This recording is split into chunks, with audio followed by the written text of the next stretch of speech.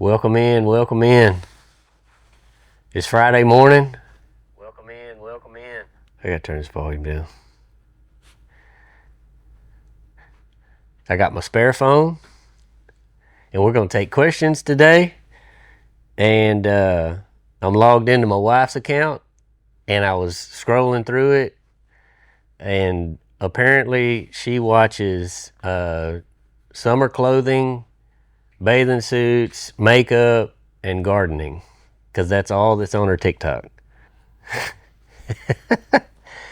So I thought we'd jump on. We're gonna record this for YouTube with some extra stuff, but we were gonna do a short live today to talk about uh, trucking challenges, questions, things like that, business. Um, we can talk about anything. It doesn't really matter to me. You can just ask questions. I mean, there's some things that I can't talk about, and if you just want to join in, you just want to, since I'm looking at this phone here, if you just want to put your question right here, then we'll talk about it kind of as we go through it. And it doesn't really matter. I mean, we could talk about big deal today, SpaceX. We can talk about that. If you were able to get some of that IPO stock, shout out to my guy. I was able to get some. If you'll notice, we're not in our normal podcast studio today. We're on a field trip, Joseph and I.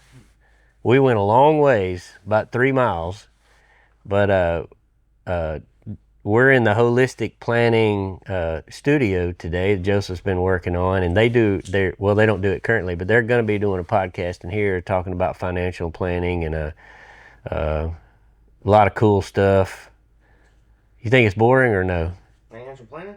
Financial planning? I enjoy it. Okay, me too.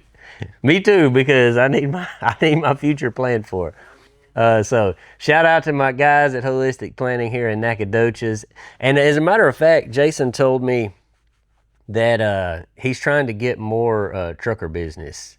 And so he asked us to come hang out up here, watch this SpaceX IPO. He's in the office right next door there. And he wanted to come on, and he may jump in here in just a minute. But I think we got some questions already.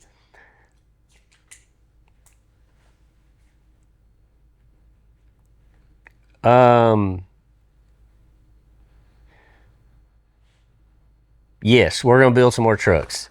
So what I'm working on right now, because I've made a lot of friends in the horse industry and a lot of really, really cool friends. So I'm working on some orders for some single axle horse hauler trucks. Some will be like fifth wheel. Some of them are going to be gooseneck, and so one or two of them are going to be just a little bit fixed up, not quite stock, but not just super fixed up. But then I've got a couple more friends that want to go all out, and so not sure if we're going to put a Mike Tatum interior in them or not. We might go that far, maybe, but of course it'll be a Peterbilt 589, but that's probably as far as building trucks. Now we're still working on the 100K truck. And so with that truck, probably next that we'll do is probably going to take the interior out and put a new leather interior in it. And here's where I'm hung up on, and y'all jump in and comment on this. I'm considering. I'm really, now keep in mind, this is the 100,000th VIN number 389 ever built. And so here's what I'm considering right now. Pulling the Cummins out and putting in a yellow C18, because I've got a fully built, factory built C18, no upgrades, just how it comes. It's 0 miles on it. Ricky rebuilt it years ago, and it's painted yellow. It's just sitting on a stand. And I want to say that thing's like 650, 680, 750 horsepower as it comes. I forget what the tag says on it, but I'm really considering taking the Cummins out and putting that cat in that truck. And we can do it. Certainly we can do it. And I guess we're long past trying to preserve the factory build of the truck, because we've done all kind of work to it. The cool thing about that is when my son was working in the shop, he did the work on the truck, a lot of the welding, a lot of the fab. So it was really, really cool having, that's something we'll never sell. 2 or 3 people have tried to buy it. We got a guy texted me last week wanting to buy that truck for some solid money. And I told him, I said, man, I can never sell that truck. But yeah, that's what we're working on in the shop right now. Hey, mechanics,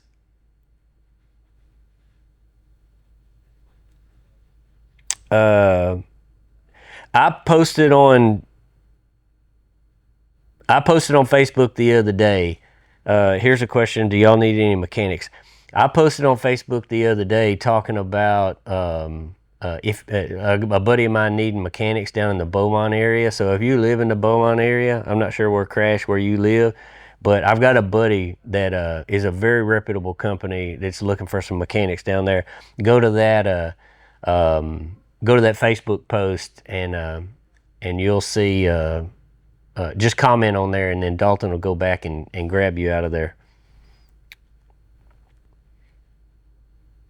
West Virginia, looking for hats. Man, I don't have no more hats, man. I don't have no more hats. Sorry. Maybe call the office up there. Call the office up there, see if they'll ship you one. 936-248-2325. And see if they'll ship you one.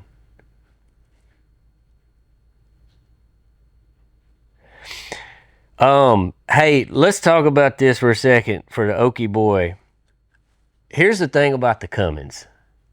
And I know this is a big debate about a Cummins versus a cat. Like, I mean, I'm a cat guy through and through and through. All right. I love a C15. I just really love a single turbo C15s. Whether it's 3406 or a 6NZ, man, I love it. But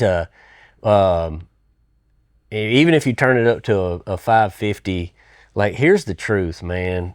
I mean, if you get a 550 and you're running normal loads, and I can't really say, I haven't done it, so I can't really say, like, grossing 200,000 or 300,000 pounds. Maybe we get some heavy haulers jump in and compare it. But if you're just general over the road, flatbed, step deck, maybe a low boy with not too heavy of a load, that 605 X15, the high performance, the performance 605, man, it's just, I really hate to say it, because I just really, really dislike Cummins. I dislike Cummins as a company. I dislike Cummins from a durability standpoint. I dislike Cummins for the awful, horrible, terrible job that they've done with the injector issue that they won't admit that they have a problem with. And if you've got an X15, you either have had a warranty claim, you're going to have a warranty claim, or you've bought injectors out of warranty, or you're going to buy injectors out of warranty, and they're crazy expensive. It happens over and over and over again. I mean, and nothing's been done about it. Cummins won't do anything about it. They just keep pretending like it's not a problem. They keep pretending like it's not happening. And my thing on it is they skirt around it, trying to not admit that they have a problem with it. And aside from all that, I mean, if you've got a 605 and it's running properly, like, it's gonna outpull a 550, and it, like, pains me to say that. It just really is. And y'all comment below. We can argue. I'm not even gonna argue with you about it because I'm so sick about the fact that under a regular like that 605, man, it just really pulls. I mean, it's in my motorhome too, and it just, there you go right there. 2024 model 389, 2 sets of injectors under 2. Like, it's over and over and over. My son still got trucks. He's got 5. Guess what? Injectors last week. I had a MBM cat in a what truck did we have that in? What did we have that in? A Western Star. I think we had that in a Western Star. No. It was in a Peterbilt. It was in a Peterbilt, and we had one of those, and we never had any issues with it. I really never had any issues with it. We rebuilt it, and it went right back to work. It's it's a less desirable one, I will tell you that. I sold the tires, man. Sorry, dude. I sold all the tires. Oh, Jeremy from Rabbit River came down. He bought everything. He bought all my old junk. I had so many containers of junk laying around from trucks that we had rebuilt and taken parts off of, and I was so happy. Yeah, Okie boy. Like, I seen guys on TikTok, fleet owners, talking about you're gonna get 1 million miles of an X15. No, you're not. You're not gonna get no 1 million miles out of no X15. If you do, you're one in 100 million. You're not gonna get no 1 million miles out of no X15. You will be lucky. I mean, you'll be lucky. Like, I'm telling you, if you still have that truck at 500,000 miles and it's never been rebuilt, you either better have the money to get a new motor sitting in the bank in a savings account, or you better get rid of that thing, get you another one, because you living on, at 500,000 miles on the X15, you living on borrowed time. I'm telling you, we've ran them, hundreds and hundreds of them. You living on borrowed time. The best thing you can do, this is the best thing you can do from experience. If you got 500,000 miles on a factory X15, has not been rebuilt, shut it down, go in, put main bearings in it, take a break, just shut it down, put mains in it, and put a new oil pump on it. And if you do those 2 things, then you can prolong the life of that engine. But you're not guaranteed nothing. But one of the most common failures that we had in our fleet was the oil pump. And even though, like, a lot of people say, well, that oil pump's pumping, there's no problem, it's gonna last. It is gonna last. It's gonna last right till it doesn't last anymore. And so what I would say is, shut it down, replace the mains. If you want to take the top off and just inspect it, that's fine. But I would replace the mains, and then I would go in, I'd put a new oil pump in it, and then I would just cross my fingers and I would run it, or I would be looking for an escape plan. I'd try to get out of that thing. Hold on, this thing logged me off. Maybe I logged myself off. Joseph, I think I logged myself off. I touched my phone in the wrong place. Because I don't have a case on this phone. Oh, you turned it off? Yeah, I think I did. Dang, I did it again. It's still going live.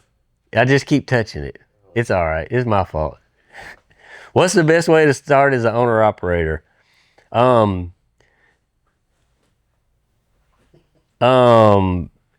So, well, you got to have a customer. It's like, for trucking, it's like the chicken or the egg situation. The long lost, what comes first, the chicken or the egg? Okay. Well, I think you set yourself up for failure if you go out and buy a truck, and I've seen it time and time again. I think if you go out and buy a truck and you don't have a customer, you don't exactly know what you're going to haul, and or you just see a whole bunch of other people doing it, and you're saying, man, I want to do that. You know, I'm going to get me a flatbed. I'm going to go haul flatbed. They look cool. Or I'm going to go get me a cow trailer. Man, that's really, really cool. Well, to me, the mistake is you don't know who you're going to work for. And if you don't, that's your business plan. Like, how are you going to make money? And so if you don't know how you're going to make money with whatever equipment it is, that's the most important part of like, what's your target? So if you want to go into any kind of business whatsoever, like you have to do your homework, and you have to say, okay, what's my target clientele? Who is going to buy my product? And if you're a truck driver or you want to be an owner operator, like, you're selling a product, which is a service. You're transporting a product from A to B, so you're a service. So you have to figure out who's going to pay me to do this. Just like, Bland Grand, Joseph behind the camera here, he wanted to do this videography and editing and social media and marketing and all this. Well, he had to do his homework first, and he had to think, okay, who's going to be my customers in this deal? And I have to do the work before I go invest tons of money into this equipment, because the way I think about it like this, if you have a fleet of trucks and it's like a triangle. You have to have the trucks, you have to have customers, and then you have to have revenue. And if you remove any one of those things, sort of like the fire triangle, you have to have fuel, air, and heat. Fuel, oxygen, and heat. And if you remove one of those things from fire triangle, well, then it doesn't work. Well, if you have trucks, revenue, and drivers, well, and there's tons and tons of other little things in there that can wreck the whole operation. But if your plan is to go get the truck, you're going to be the driver, and then you're just going to work on the load board, I'm not saying it's not going to work. That's not what I'm saying. There are lots of people that go do that. I just think it's a poor business plan. And I know that's controversial. People are going to say, man, I stay loaded all the time. Okay, but my point is, are you making enough money running the load board, staying consistent, that maybe it's busy right now, but what if a downturn comes? Well, we've been in a downturn for years. What if a downturn comes and the load board is not as plentiful? Or what if there are so many more owner-operators and it waters down the amount of people looking at those loads? Well, then what happens with the broker? He's going to jump in. He's going to say, my gosh, there's 2,000 trucks looking for a load in Lufkin, Texas, and there's only 50 loads. Well, I got my load. I'm $3 a mile in it, $4 a mile in it, or $5 a mile in it. I can get this load moved for $1.50.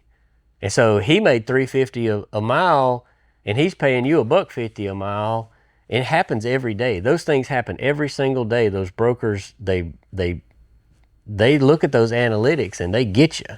And so you need your own customer. Think about it like that. Think about it just like the fire triangle. You have to have revenue, you have to have the equipment, and you got to have the driver, whether it's one driver or whether it's 100 drivers. And then when you're looking for a customer, you're going to ask yourself a question. Okay, can I grow with this customer? Is there opportunity to grow? Does the customer want me to grow with them? Or do they want me to be a one truck operation? If you're okay with that answer and they can work you and it's a one truck operation and you're happy with that, you just want to be, then that's fine. If you want to grow and you want to have 50 trucks, well, you're going to have a customer that's going to be able to help you to grow to 50 trucks. And then when you get to your destination, how are you going to get back? There's no such thing as a backhaul. Fuel costs the same amount of money coming back. Guess what? Probably costs more. Because if you're in Texas and you're going to Cali, guess what? Fuel going to cost you more coming home, and you're getting less because everybody calls it a backhaul. There's no such thing as a backhaul. Your cost per mile to run that equipment is it's not a hard cost. It's going to fluctuate depending on what part of the country you go to.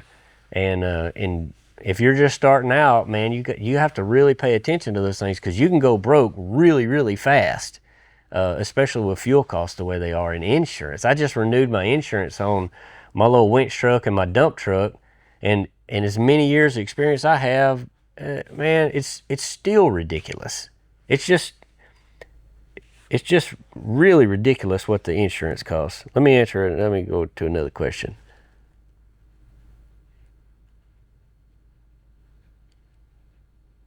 Yes, load board is very inconsistent. Yes, Rog. Uh, Okie boy, I still have Sicario. It's in the shop over there. I don't know how many horsepower it's got, but I was doing some pulls. I've got a piece.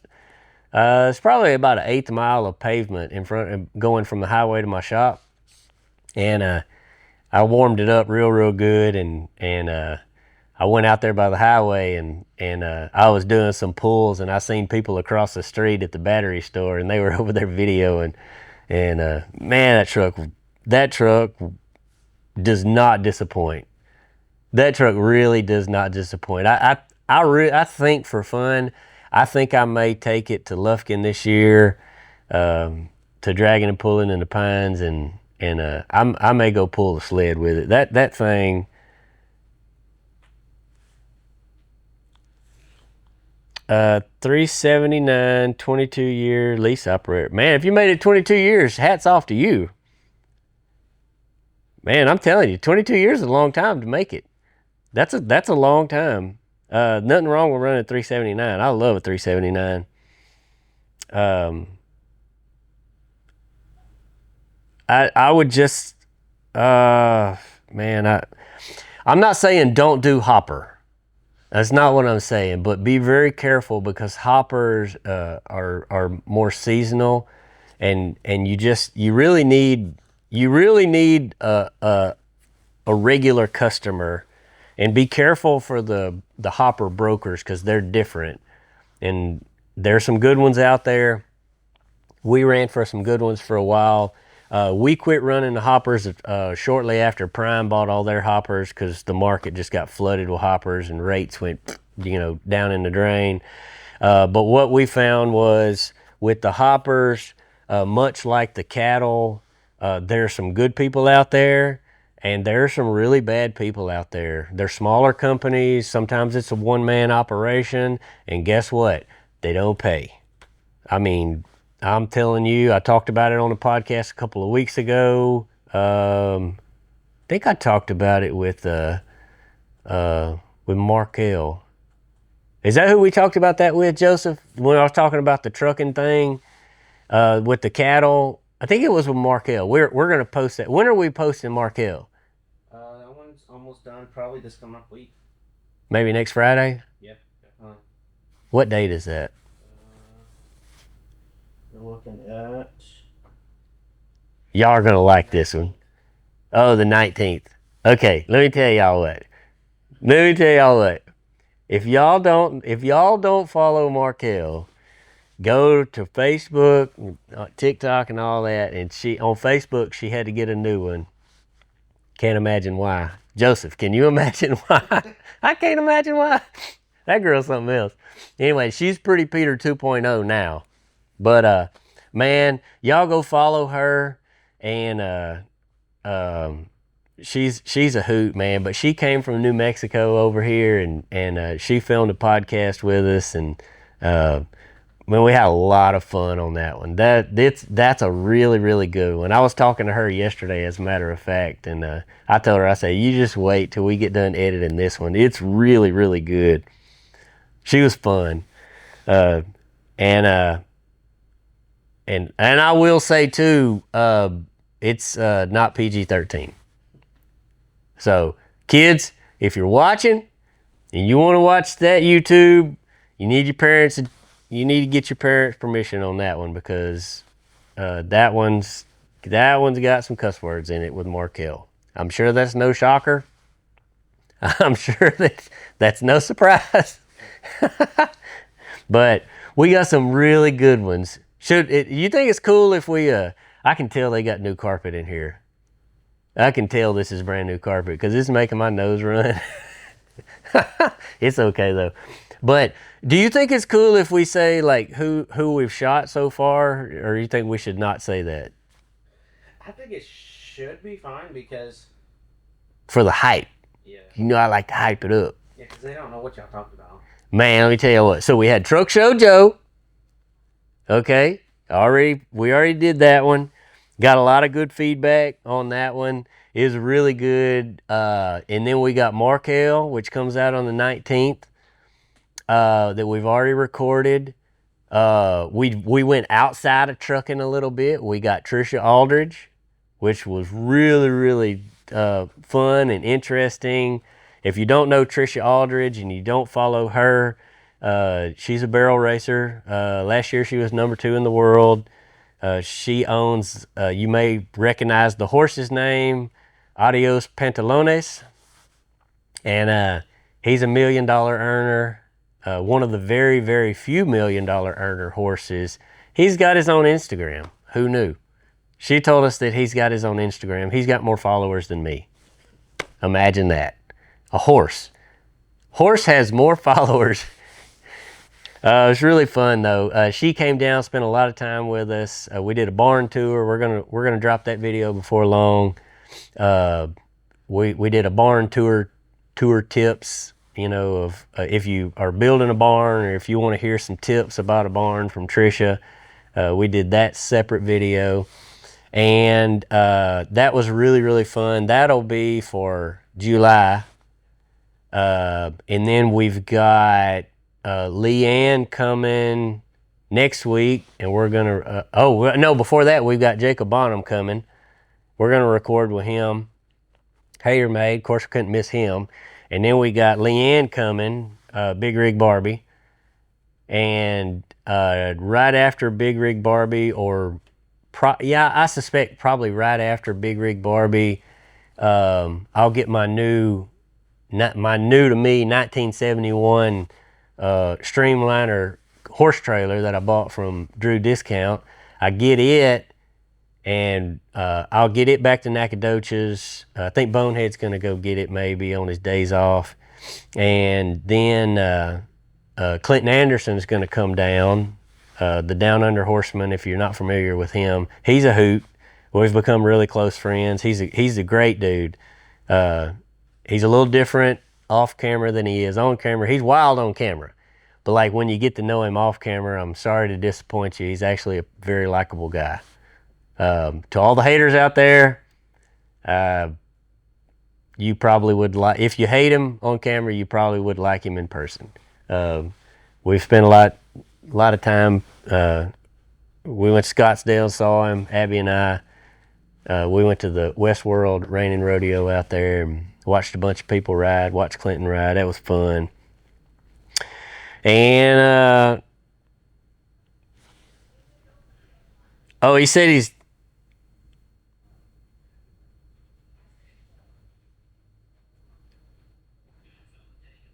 I'm in truck repair, not Instagram, playing cowboy. He's 22 years old. He hasn't been doing it 20 years. He's 22 years. He's 22 years old.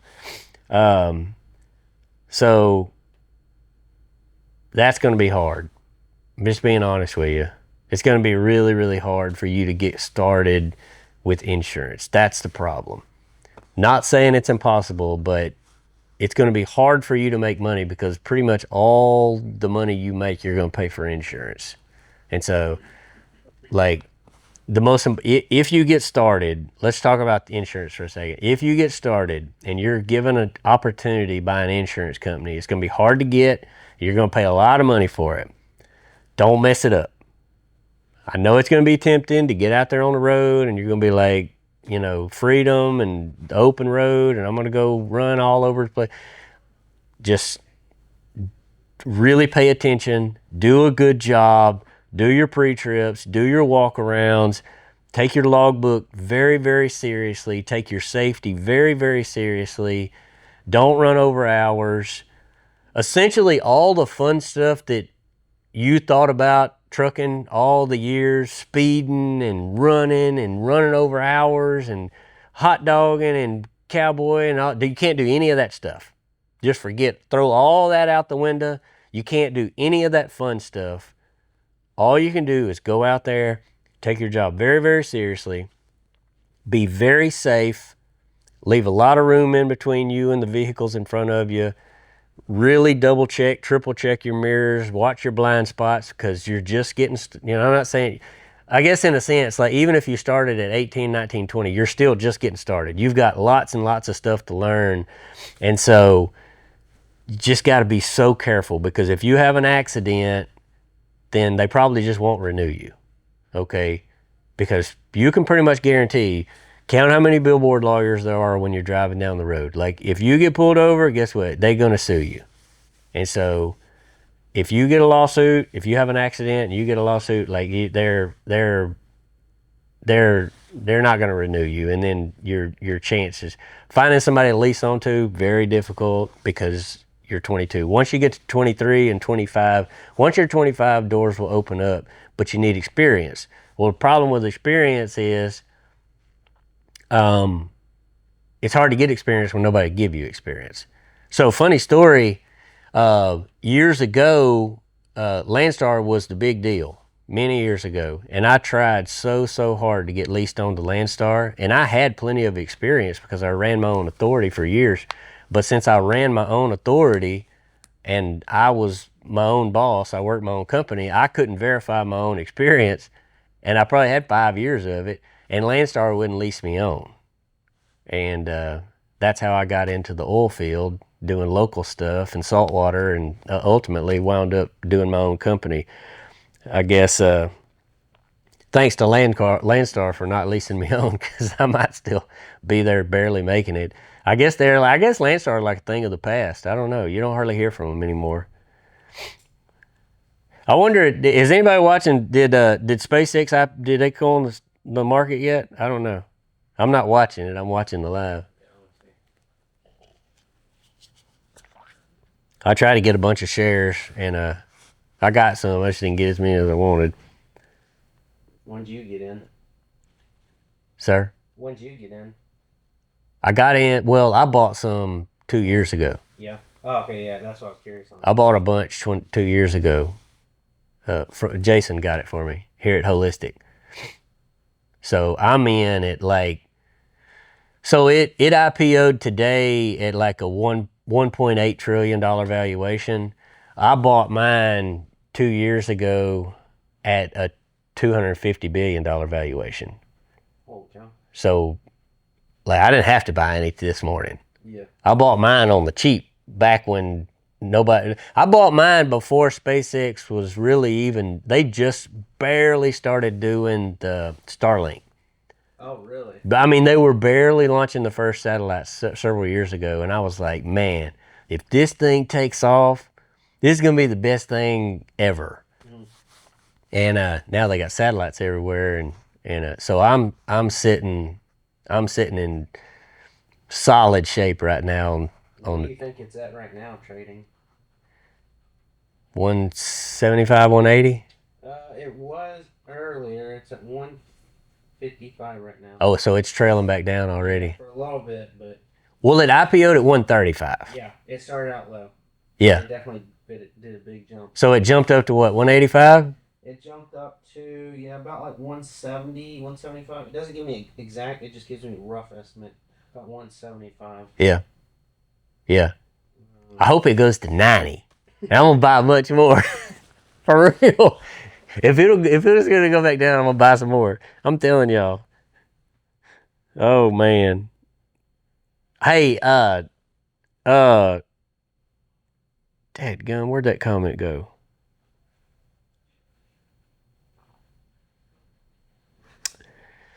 I don't know. If you've got a local haul, then it might be easier for you to get insurance. Sometimes you do 100 miles or less radius. Sometimes it's easier to get the insurance, maybe.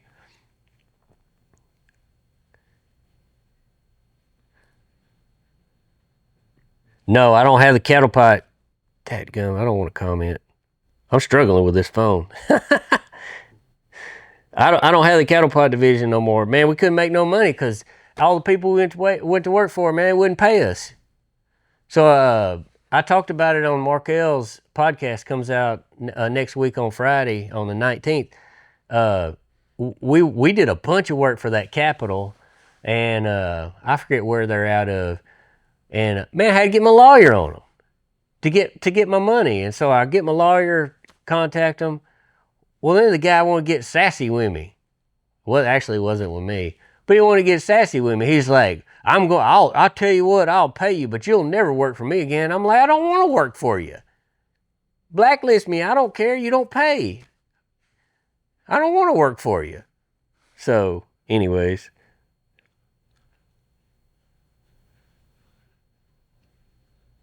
Insurance companies. Okay, look, Speedy, you are 100% correct. So, when you have a fleet of trucks, somebody applies, you send their information in. If the insurance company doesn't like them, you can't hire them. And that's why I'm telling you, watch your driving record, because if you have a 10 over, I'm telling you right now, if you have a 10 over and you're young, it's going to be very, very difficult for you to be able to get a job somewhere, because the insurance company is just going to say no. And if the insurance company says no, then there's nothing the company can do. He's just got to say, I can't offer you a position. That's all there is to it. So we had like people that I know personally that I would have loved to hire. They come in, they got a 10 over, some of them got a 20 over, some of them got a 30 over because they've been running, especially cattle trucks. Come in, can't hire them. You just can't hire them. So yes, they definitely run it.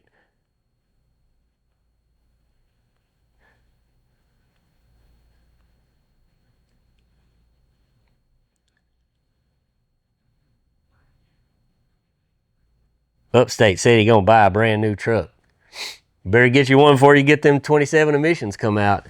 And also, I'm not sure if you saw or not, but I don't think you can place an order on a fourth quarter Peterbilt right now, because the orders are all filled up for because of the 27 emissions. You know, the 27 emissions. Not sure if I mentioned it strongly enough, but I don't like Cummins. I'm not sure if I mentioned that or not, but we'll say it again. But they have an electric after treatment system now. Supposed to be the greatest thing ever. I hardly think that that's going to be the greatest thing ever, but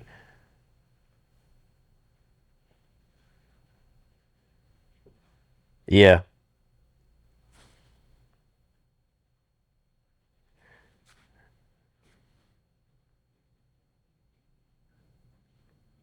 Yeah, you can repower it yourself. I mean, hypothetically. It's not much difference than tuning it. But not supposed to do that either, but anyways.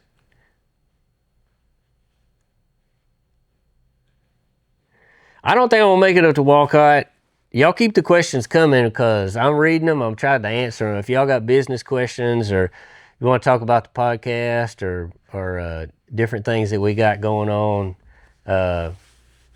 we can talk about my horses too. I love the horses right now. I built a new horse barn, and we're almost done with it. Maybe we'll I tell you what we'll do when Clinton comes down. We did the one video with Trisha where we did walkthrough, and by the time Clinton comes down, we'll do a walkthrough with Clinton, and that way he can talk trash about my barn and tell me everything I did wrong, and tell me I'm an idiot. Did you take all of Trisha's advice? Let's go over that. What advice did she give us? On the barn? Yeah, what did she say? I know the biggest thing that stood out was the mats. The mats? Yeah. She said something about spraying like this rubber floor. Yeah, something like that. Like spraying. And then she said it's like the pillows. They call it, it's pillows, and it's got like the crushed up rubber tires and stuff in there, and it matches the whole size of your floor. Yeah, I wasn't too sure. I was curious on what that looked like. I don't know either. Yeah, it sounded interesting. It sounds interesting. Yeah. But that was the only thing I can remember off the top of my head. Well, hey, there's Kendall Dickerson. What's up, girl? How you been? Are y'all out of it? I need to call you. Are y'all out of school? And your dad's birthday was yesterday. How old is your dad? Or is he too old to say? I feel like we're about the same age. That's cool. Oh no, he's younger than me. 49. I'm 49. I won't tell him that I thought we were the same age. But I'll tell you what it is, because I feel younger. I don't feel 49. I definitely don't feel 35. But anyways, Kendall, don't tell your dad that I thought we were the same age and I'm 49. That's funny. Oh goodness. No, I've been doing good. Here's what I got going on my life right now. I'm bored. Building a horse barn. I bought 4 really cool horses, and I really enjoyed tending to them and playing with them and watching them out in the pasture, and I enjoy riding them. We got a really cool lady that helps. She comes every morning and helps tend to them, and she cares for them. I'll be honest with you, I think she cares more about them than I do, and that's saying a lot, because I care a lot about them. Where do y'all, Jake, where do y'all haul bulk shavings at? What part? I know, upstate, I know. Here's the deal, upstate. It's because I'm 49 and I'm realizing, like, it's half over, man. How old are you, Joseph? Just turned 30. I was going to say 29. So I've thought recently about starting, because I had a bunch of people, they want to reach out to me and they want to do like a morning Bible study group, right? And I'm like, okay, well, that's cool. But a lot of times those groups, they don't really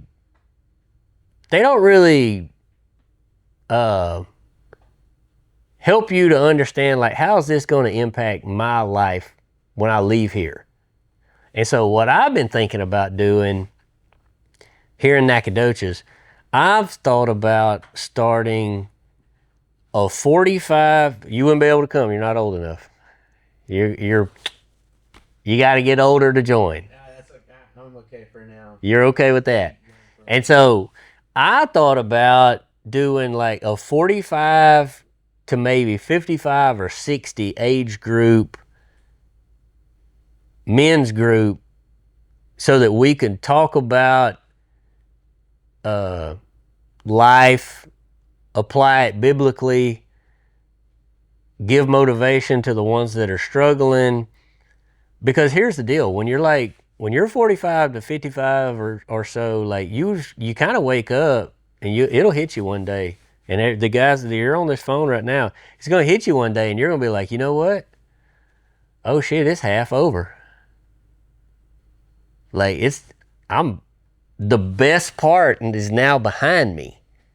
And then your kids get grown, your kids move off, they don't want anything to do with you. They only call when, and it's like, oh man, this is bad. And so anyways, I've been thinking about doing that. If y'all live in Nacogdoches and you think you're interested, I'm considering doing it. I would think we would do it like 6:30 a.m. to 7:30 a.m. one day a week. That way, go up there, we talk, we have a little Bible lesson, maybe 30 minutes, talk about how that's going to affect our life, but mostly just discussion. Sort of like an AA meeting, but without the AA. Maybe it's like midlife crisis anonymous. Men's midlife crisis anonymous. I think I'm gonna have my lawyer draw up an NDA and make everybody sign it before they go in. That way, it's like, okay, if I talk about something, you can never go out and mention this. Man. Hey, Ben Bertram. What's up, Ben Bertram?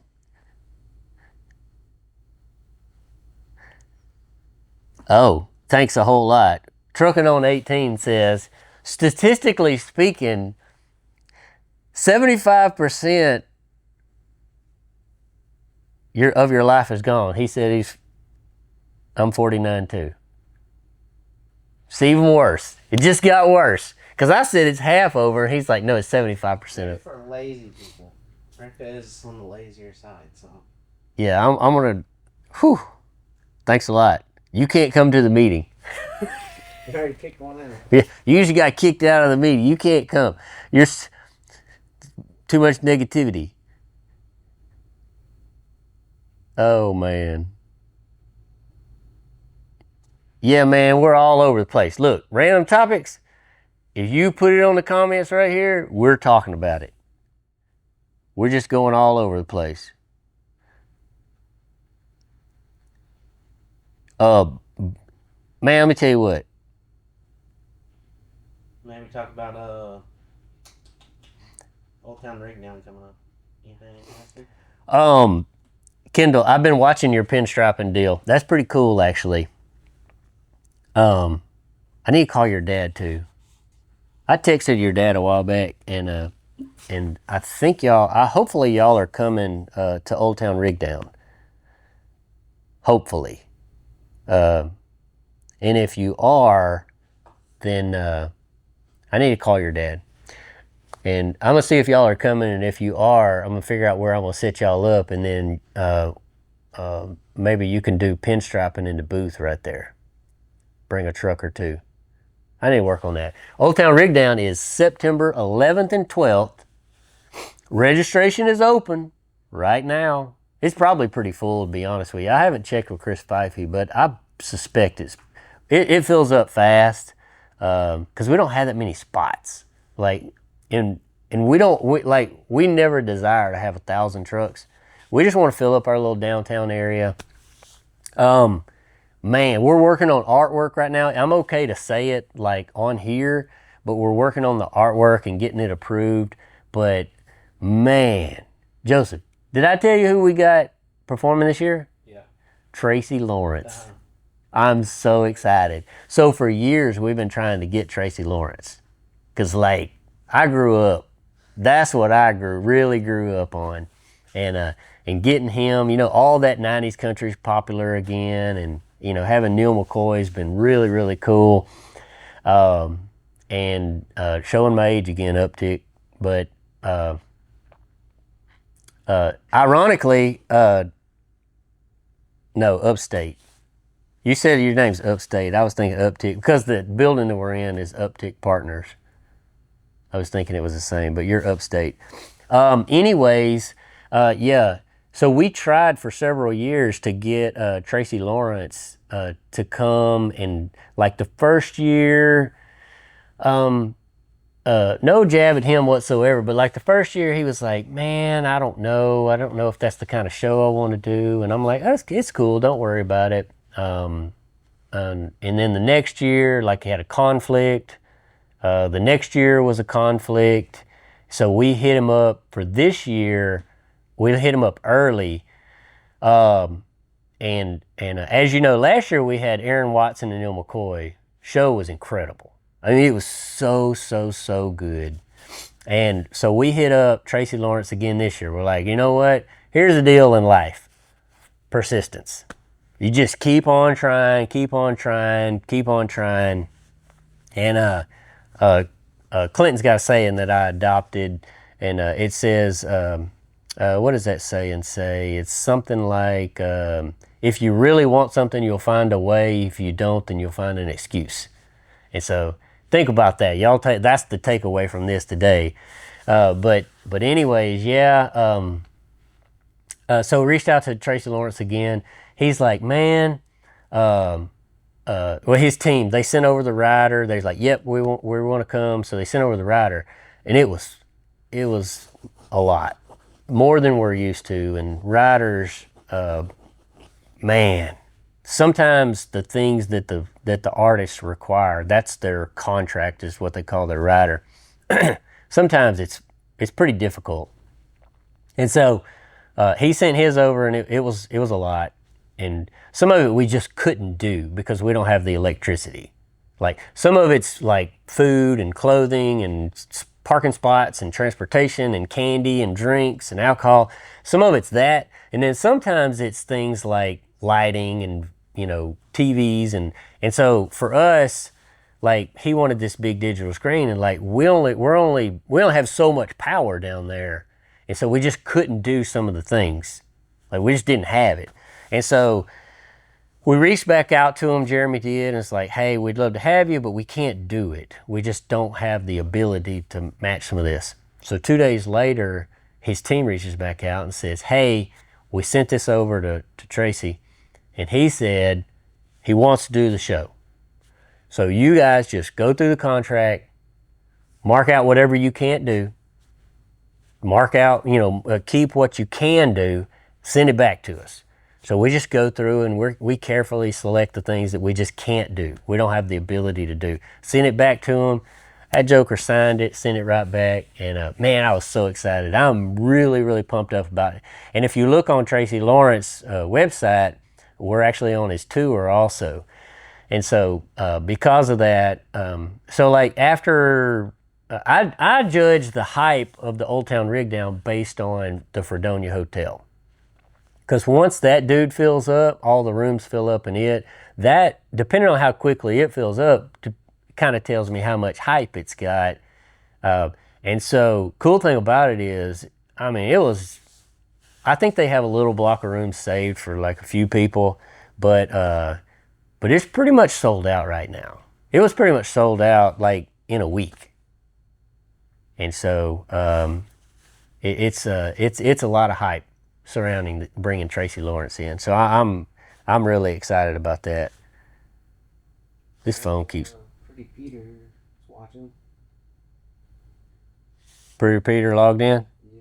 Hey, my phone keeps cutting off right here. Mark L., we just got done talking about you. It was 98% good. I'm just kidding. It was all good. Yeah, we're saving all that for the podcast.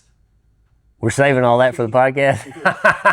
We told him a while ago, Markel, that your episode drops on June 19th, next Friday.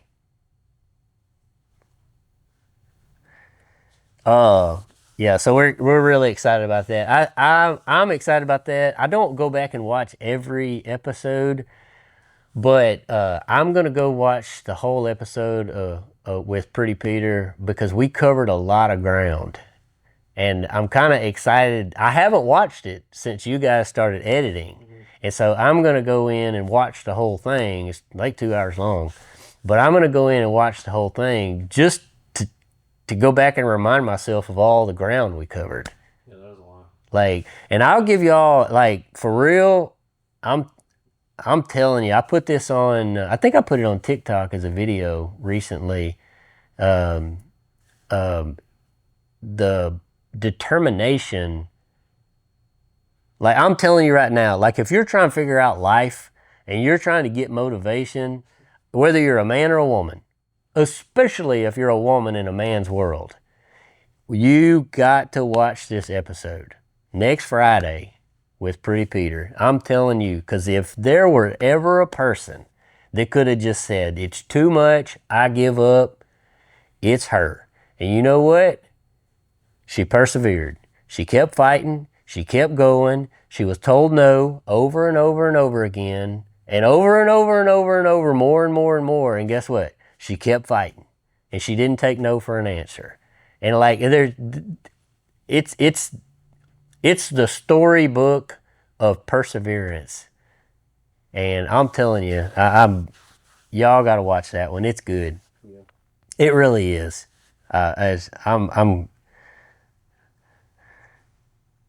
So, what'd she say?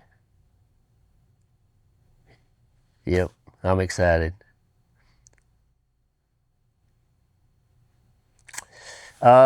Jake,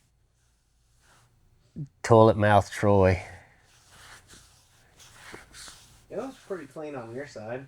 It was clean. I mean, in all fairness, I said just be yourself. Yeah. So Now, I will say, like, if you know me in person, I wouldn't say I have a filthy mouth, but I'm human. And we all are. Yeah. But I know a lot of kids watch my channel, so I make the choice of just cleaning it up for social media.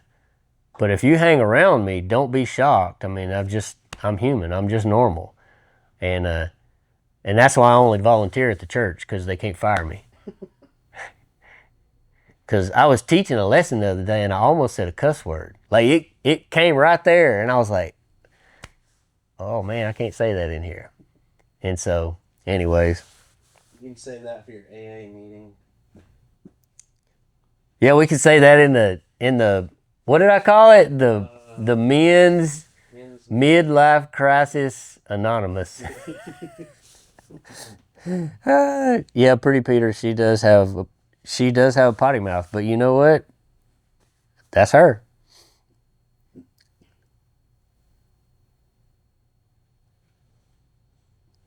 This will be my first time showing my truck. What are you talking about? Where are you going to show your truck at? Say, let's go back. While you answer that, where are you showing your trucks at? I'm going to ask Jake, any advice on hiring your first driver? Here's the most important thing about hiring your first driver or any driver. Here's the thing. Always think about this. You can't duplicate yourself.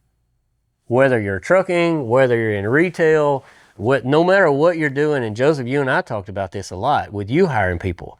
Like, you cannot duplicate yourself. You're not going to find somebody that's going to be meticulous, perfect about the truck. They're going to let little things go here and there. And if you want to grow and like have a fleet of trucks, well then it's kind of like when you're raising kids. You just kind of got to pick your battles. You got to say, you know what? I don't like it, but I got to pick my battles. Now, if you have somebody like tearing the hood off of it, I'm going to tell you a pet peeve of mine. Like, I had this driver and a lot of stuff I would let slide. I mean, a lot. Because at the end of the day, if you don't have drivers, then you just got truck notes and insurance sitting out there. And so, like, you got some drivers that they take such good care of the equipment. I mean, it's almost like you. And then some drivers, it's still working. And then some drivers, like there's some of the tri-state guys that take better care of the equipment than I did. Jacob Bonham took better care of the equipment than I did. Bonehead, better care of the equipment than I did. Diller, all those guys. Michael Newworth, Leslie Sisson, Bobby. There's a bunch of guys that come to my mind, Matt Ward, that they all take better care of the equipment. And there's a whole bunch more guys that take better of the equipment than I did. And that's great. But then you got guys, I remember this one guy, and it made me so mad I had to let him go. And maybe it was petty or whatever, but we were out there doing a walk around. There was some thing, and I was always on the yard, right? Always checking stuff out. So I do a little walk around this guy's show. I'm like, hey, this, and this. There's 2 or 3 things. You need to do a better job of walking around because, you can't run around with no brakes on the truck. You got to check your stuff out and bring it in. And so I start walking away from the truck, and I hear the hood slam. And it didn't just kind of just like let it down. It's like when he flipped that Peterbilt hood over, it's like he shoved it. And I'm like, oh man, I know you didn't. And so I was walking with somebody, I can't remember who I was walking with. And I was like, nah, it's not going to work. So I go back over there. I'm like, hey, would you do me a favor? Would you mind? Let's raise that hood back up and let's shut it properly. Well, if you drive a Peterbilt long, if you slam that hood hard, it's hard to get back up because it's jammed down on it. So we get the hood back up, and he shut it hard again. Not as hard, but he shut it hard again. And I told him, I said, man, I'm gonna be honest with you. Like, if you take care of this truck with me standing right here, if you take this kind of care of this truck, I cannot imagine how the care you take of this truck when no one's around. So this is not going to work out. So, Jake, that's a very long answer of saying you need to decide now, like, what are the things you're going to be willing to put up with? Because if you require someone to do exactly what you would do if you take meticulous care of your equipment, then it's good. I'm not saying it's impossible. They're out there, but think about this. I always used to say this: if you have an incredible driver, 9 times out of 10, he just go buy his own truck because he doesn't want to work for somebody else. He's an entrepreneur. If he's going to do that good a job, he just go do it for himself. And there are some guys out there, they just don't want that responsibility, so they're happy working for you. And that's great because they're going to make more money working for you. Chances are, if you go work for somebody and they've got good work, at the end of the day, if you're a W-2 employee and you got good equipment, you're going to make more money staying busy driving for somebody else than going to work for yourself and you don't have a good customer. And I've seen that time and time and time again. People come back for buying their own truck. Let's go see if he answered yet.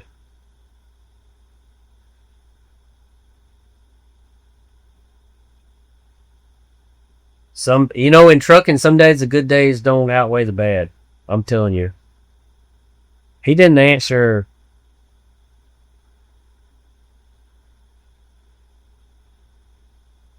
Grant. Look, this is our Sunday school leader now.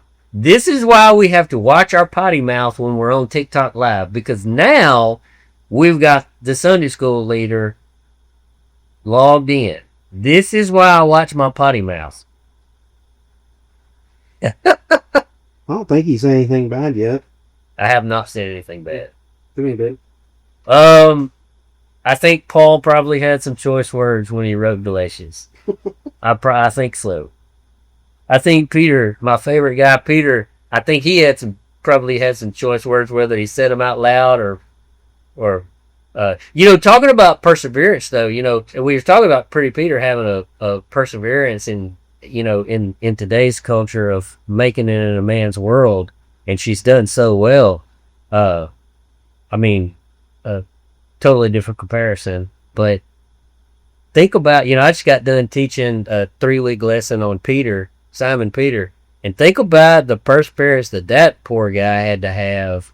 Go read up on Peter, or I tell you what, if you're not sure, if you don't know where to look, go to Google or go to ChatGPT and just say on there, life story of Simon Peter, and it'll summarize it all, and ask for biblical references, because you want biblical references on it. But if you'll go in there, it'll chronologically list all that stuff out that Simon Peter went through. And can you imagine? And then that's what I told my Sunday school class. Can you imagine being there and that rooster crowing the 3rd time and looking into Jesus' eyes, and he says, "Hey boy, I told you you was going to deny me 3 times. And he didn't say it quite like that, but he could have, but I don't think he did. But just imagine, how you pick yourself up off the floor. What was Grant's question?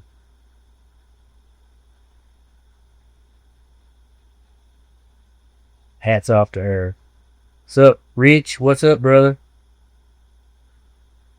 Hey, I hope y'all do come to Old Town Rigdown, September 11th and 12th. And if y'all go to oldtownrigdown.com, I think we have a little bit of registration left open. Chris was texting me, so we generally only park like 100 trucks. That's about all we can park. I'm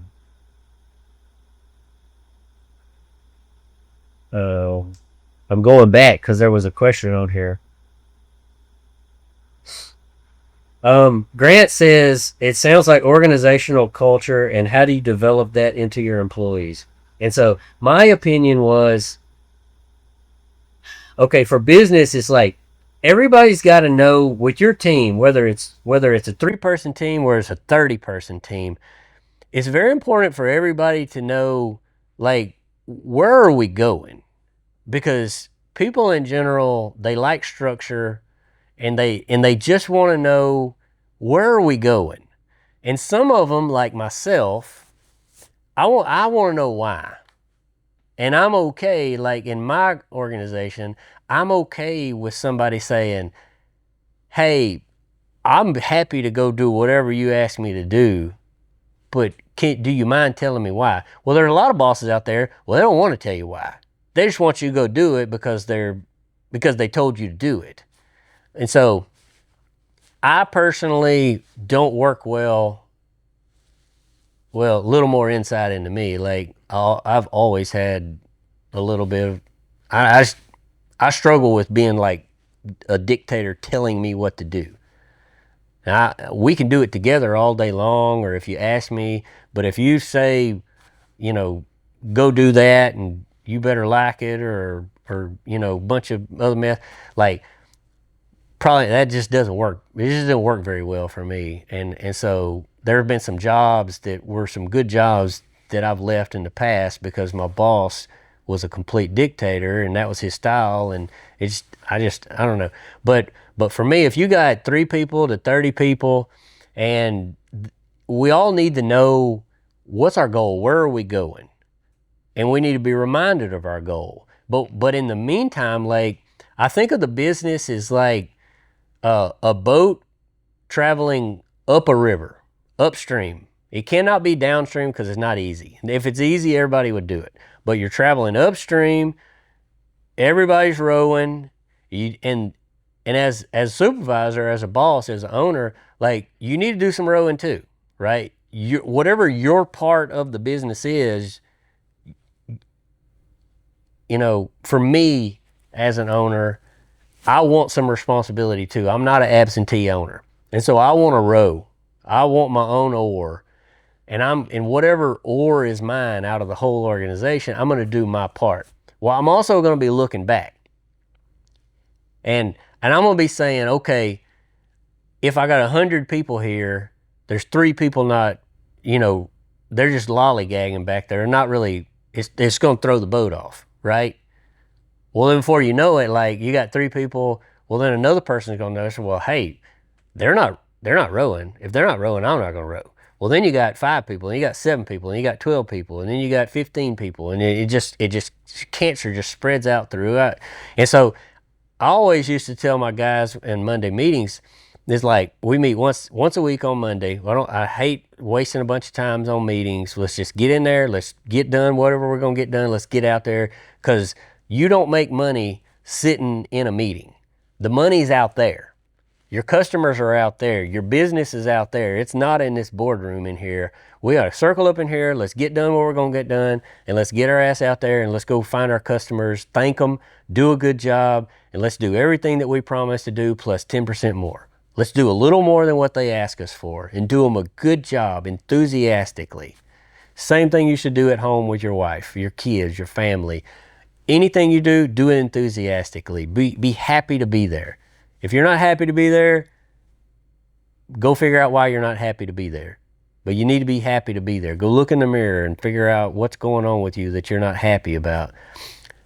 But going back to the boat, you're traveling upstream, and from time to time, you got a dock, right? Boat pulls over, you got to kick some people off.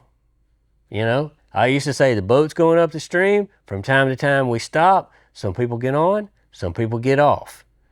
If you're growing, more people get on than get off. Sometimes once a year, you need to say, you know what? I need to make a dock up here, and I just need to kick 10% off, because it just ain't working out. Our culture's going the wrong way. And so keeping people on the same track, making sure that you all are working towards the same goal, and then most importantly, not dictating, like you got other little boats and you say, okay, well, all right, JB, you're gonna go take care of this, and Keith, you're gonna go take care of this, and Lance, you're gonna go take care of that over there. Well, I'm not gonna say, here's exactly how you're gonna go do it. Well, I might as well just do it myself. If I'm gonna tell you exactly how to go do it, well, then I just do it myself. But if I say, okay, JB, here's our goal, here's what we want to accomplish. Number one, number one, if I got to go tell him how to go do it all, well, it's my fault. I should have never put him in that position to start with. So I got to have enough faith in my team that I got the right people that they can go work on their own, unsupervised, and take care of those. Hey, if you have problems along the way, holler at me. If you don't, then let me know. And so what you want to do is you want to set expectations, you want to set the guidelines, and you want to set a time limit. And so if we all have these jobs and we're going to meet again on Monday, well, then we need to be done with these jobs by Friday at close of business. So that Monday we come back in here, let's talk about results. Okay, how were the results of what we worked on last week? And then we're going to assign something else. And it can be very casual. If you got the right people in place, if you've got to raise your voice or holler and throw things or cuss or whatever, and you don't necessarily have the wrong people, but I think about it like this. How do you expect to get the most out of people when you're treating them poorly? Whether it's a truck driver, whether it's a safety man, if you're hollering and cussing at me and carrying on and throwing things, am I going to give you 100%? No. I'm going to tell you fly a kite. And so that's my thought process when I am hiring people or supervising people. I want to know, okay, would I do this job? If I'm asking a truck driver to go do something for whatever money, would I go do that job? And if the answer is no, if I wouldn't be willing to go do that job, well, how am I going to ask that man or that woman to go do that job? And so, hope that answered that question. I don't know, but I really want to come to Half Cut Show. He's always supported us so well. He's such a good dude. I'm not 100% that we're going to be able to make it. I got a family trip planned, and I think it's conflicting. I hate that too. I'm going to get back to you on that. I don't know. Oh, Cody Burrow. It says Cody Burrow became the number 8 in the fan club. I didn't know we had one.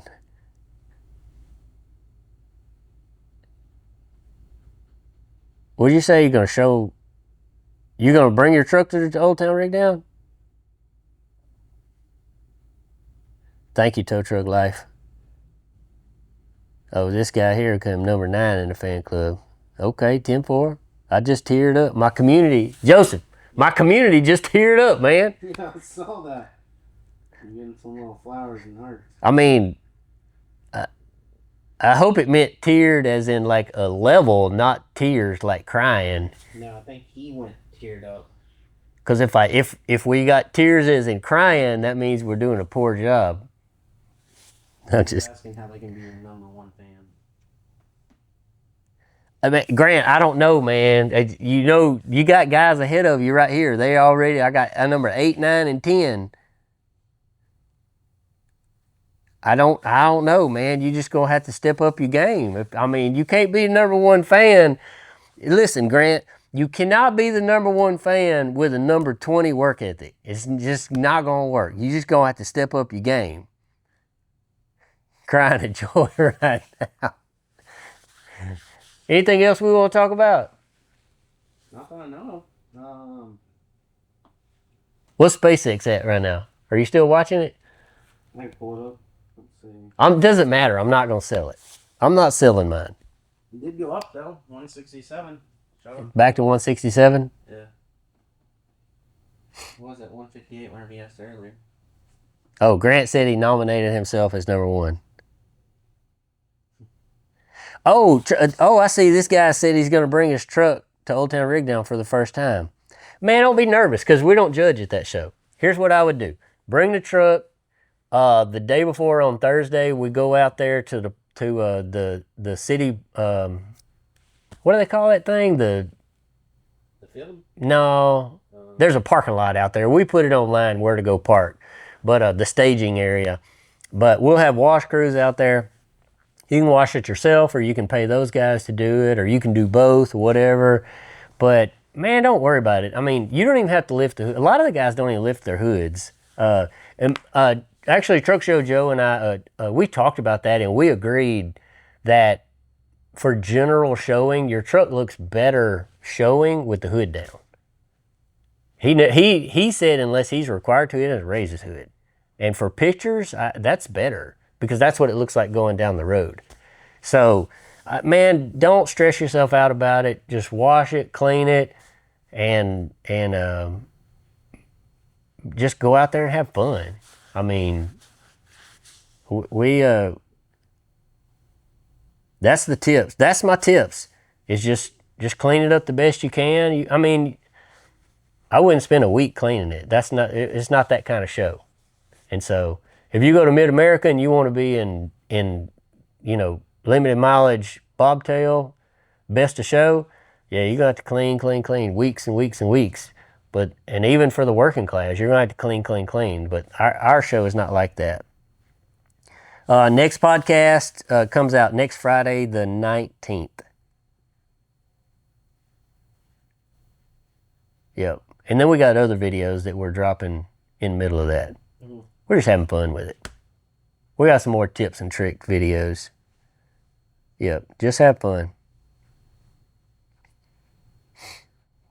Yep. We took the motorhome to, let me tell y'all a story. Took my motorhome. Brand spanking new. 45-foot coach. Brand new. This is the second trip I took it on. So, I got my Jeep behind me. We're going to Scottsdale. Trucking on along. Guess what? I-20 in Dallas. I'm in the left lane, far left lane. And I seen a red Peterbilt coming up 2 lanes over in my mirror. And I was in the hammer lane. And he was coming. And I told Abby, I was like, that dude is really coming. I mean, he is hauling butt. And so he come all the way up on me. He got right up, just about to pass me, and he's going to drift over into the left lane because he's approaching somebody. Or not in the left lane, but the lane next to me because he's 3rd lane over, right? So he starts coming over. He's probably going, I'm just guessing right now, the fastest he was coming up on me, he's probably going 88 or 90. So, I mean, he was a produce hauler from Florida. I mean, he was coming on. So he starts drifting over, right? And no problem because I'm in the far left lane. Like, it doesn't affect me one bit. And so I'm sort of watching him because he's still passing me, right? I want to make sure he don't try to come over into my lane. Well, at the last second in my spot mirror on my right side, on my passenger side, I see this little old white little SUV. I mean, must have been going over 100. Must have been going over 100.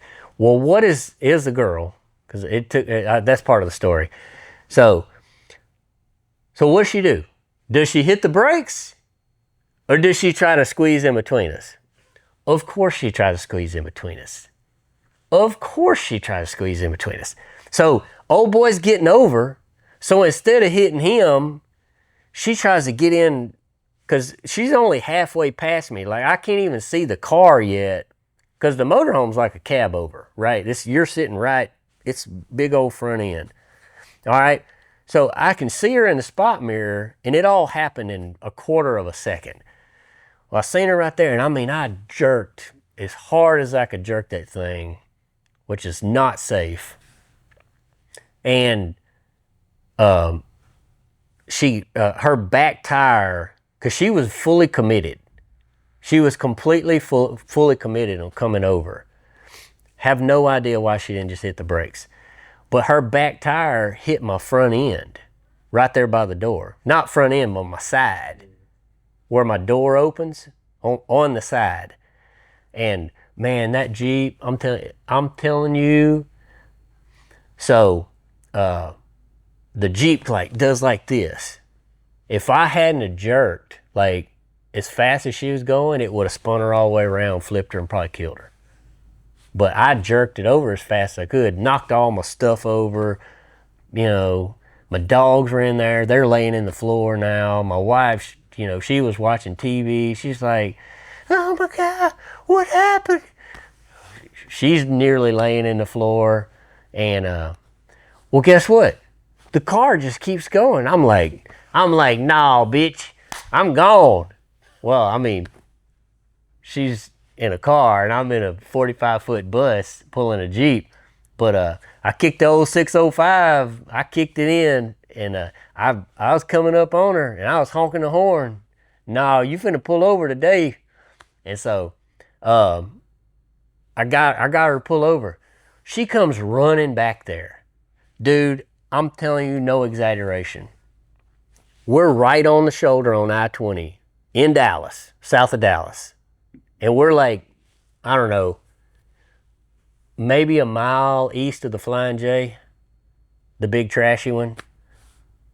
And so there's like no room between the wall. I can't even open my door because there's cars just. So this girl comes out, she runs back there, and she's like, oh, sir, I'm so sorry, I don't have insurance, and I'm door dashing right now, I can't wait. And she gets in her car and leaves. I'm like, what? You don't have insurance and you're door dashing. So I'm like, ma'am. I honked the horn. And she was like, oh, you can take a picture of my driver's license if you want, but I don't have insurance. And so I the windows on those buses is not very big. So I put my phone down there, took a picture of her driver's license. I barely got a picture. She jumped in the car, just took off. I'm telling you. So I got back going, and I'm like, well, I got to see how bad this is if I can continue this trip. So I gas on it, pull out in front of people because there's no gap in traffic. So I start working my way over, and I barely got over. I caught that Flying J exit. Y'all all know where I'm talking about. I get over there. I get over. There's a little bit of a shoulder before you get to the stoplight. And I told my wife, I locked the door, which door's locked anyways. But I jump out, I look, not too bad. Everything's still intact. The lights are still on. They still work. I shut the door, and I'm like, well, I don't like to stop, but since we're already stopped, and, well, as you get older, you got this saying that says, never pass up an opportunity to go pee. So I was like, well, we're going to go pee. And so I told my wife, I locked the door back. I'm like, whatever happens, do not open this door, the outside door, because we're in a very bad part. Like, this Flying J is bad. It is very, very bad right here. I didn't make 3 steps. Dude, I'm not exaggerating. I didn't make 3 steps. Somebody's already knocking on the door. Just come out of the bushes. And she's hollering, there's somebody at the door. What do you want me to do? I said, don't open the door. She said, well, he's looking at me. I said, well, let him look. Don't open the door. And so she took the little dog, and we have a little Yorkie. So she reaches down and gets the little dog, and I turn around, I look. She's got the little dog, and she holds the dog up to the window, and the dog is just about to tear the window off. And so the guy goes back in the trees, and I was like, oh my gosh, this is so crazy. But we went on, had the rest of the trip was uneventful, but it could have been really bad. Yeah, that's interesting. It goes back to that guy, Jake, that's 22 years old, trying to be an owner-operator in the very beginning of this podcast here. It goes back to him, like, dude, sometimes you're just in the wrong place at the wrong time. And you just do everything, you do everything right, and it just doesn't go your way. But anyways, I don't know. Crazy stuff on the road. So, here, before we log off, next Friday, June 19th, going to be Pretty Peter. It's going to be great. Appreciate everybody logging in. And and checking this out. We're going to load it on YouTube as well in a day or two as soon as we do a little editing if need be. Old Town Rigdown, September 11th and 12th. Go to oldtownrigdown.com and register if you like. Tracy Lawrence is going to be there. We're really looking forward to it. Spent our whole budget on him. We have no budget left. He spent the whole budget. But he's worth it. We're really excited about having Tracy Lawrence. We got a great show lined up. And go to the YouTube channel. If you don't, I would ask one favor if y'all are logged in. If y'all don't mind, go to my YouTube channel and click subscribe on that thing. That click the bell and all that stuff. Like and subscribe and click that bell, because I'm trying to grow my little YouTube channel. We're okay. I think we got 16,000 followers on it, but or subscribers, whatever you want to call them. But that's what we're trying to work on right now. It's all for fun, and plus he gives Joseph behind the camera back here. He gives him a job for his company. Shout out Blanda Grand. They're our partner on all this stuff. They're doing the editing. A little feedback though before we log off. I have had multiple people compliment the editing. Very nice, very nice. For real. Like even somebody this morning. Yeah. I'm trying to think of who called me this morning and said they watched the whole episode. And they said that the editing was good. So you can go to the YouTube channel now and you can check out last month's podcast with Truck Show Joe. It was good. I've had a lot of people message me, good friends of mine that don't normally listen to podcasts, texted me and said how much they really enjoyed listening to it. And so I need to call Joe because he's supposed to send out some merch. Remember that? Oh, yeah. He promised them people merch. He better send that. Yeah, there's a decent amount. Yeah. So anyways, we're going to log off, and y'all look for us on YouTube, and we appreciate y'all being here today. We had a lot of fun with it. I hope we answered some questions and had some fun, and I hope y'all got some of that SpaceX at 135, because it's well above it now. Yeah, it's like 160. 165. Anyways, thank y'all for tuning in.